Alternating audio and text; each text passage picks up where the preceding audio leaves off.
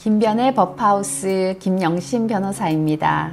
여러분, 혹시 이혼을 고민하고 계신가요? 지금 제 영상을 일부러 찾아서 본 분들은 아마도 이혼을 고민하는 분들이 아닐까 싶은데요.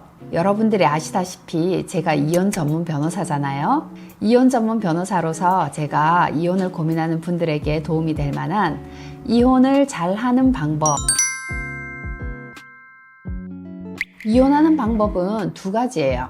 협의이혼과 재판상 이혼입니다. 협의이혼은 부부가 이혼하기로 하고 재산 문제나 아이들 문제 전부 이야기가 잘 되었으면 협의이혼 하시면 됩니다. 근데 막상 이혼 후에는 약속이 잘 지켜지지 않는 경우가 많습니다. 덥석 협의이혼을 했다가 재산 분할을 미루는 사례가 많은데요. 이혼하는 부부는 서로 사이가 좋지 않기 때문에 상대방이 원하는 것을 해주지 않으려는 속성이 있죠.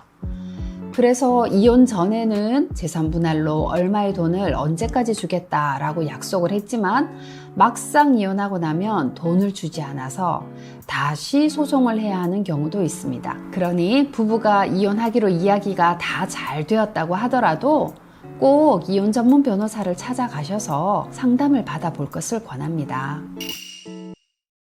재산 분할을 너무 적게 받는 것은 아닌지, 혹은 재산 분할을 제대로 받으려면 어떤 방책을 미리 강구해야 되는지 여러 가지 이혼에 대한 전반적인 상담을 받아볼 필요가 있겠죠. 협의이혼 절차는 부부가 함께 가정법원에 가서 협의이혼 신청을 하고 숙려 기간 후에 법원에 다시 부부가 판사 앞에서 이혼 의사를 한 번 더 확인하는 절차를 거칩니다. 숙려 기간이 뭐냐면 혹시나 이혼을 순간적으로 우욱하는 마음에 신청을 했을 수도 있잖아요. 그래서 다시 한번 이혼할지 말지 잘 생각해 보라고 주는 시간입니다. 숙려 기간은 자녀가 없거나 자녀가 전부 성인이 되었을 때는 1개월을 주고요. 미성년의 자녀가 있으면 3개월을 줍니다. 더 길죠? 이 기간 동안에 가끔 화해하는 부부도 있습니다만 숙려 기간 동안에 한 집에 살면서 오히려 더 싸우게 되어서 어떤 부부들은 소송 이혼으로 변경하는 사례도 많습니다. 그래서 숙려 기간을 단축할 필요도 있을 텐데요. 법원에다가 숙려 기간 단축 사유서라는 것을 제출해 보세요. 이거는 일반인들이 잘 모를 텐데요. 숙려 기간 단축 사유서를 제출을 하면 판사가 사유서를 읽어보고 숙려 기간을 단축할 사유가 합당하다면 기간을 짧게 하거나 아예 면제까지 해주기도 합니다. 그러면 이혼이 훨씬 빨라지겠죠.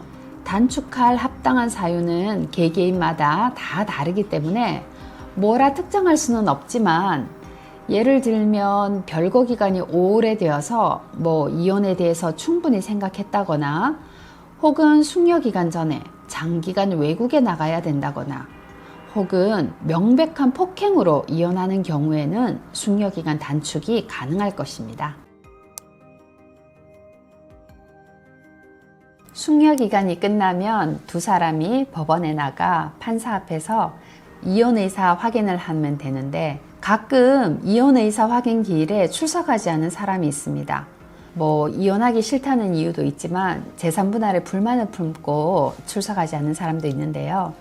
그렇게 되면 이혼이 되지 않기 때문에 3개월이나 기다린 보람이 없어지죠. 가끔 저한테 협의이혼 상담을 받고 갔다가 3개월 후에 상대방이 확인 기일에 나오지 않았다고 하면서 재판상 이혼을 의뢰하러 오시는 분들이 있는데요.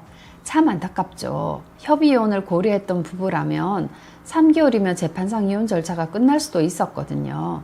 그래서 저는 협의이혼 상담을 할 때 꼭 그러한 점에 대해서 설명을 하고 조정이혼 신청을 한번 해보는 건 어떻겠느냐라고 권하기도 합니다.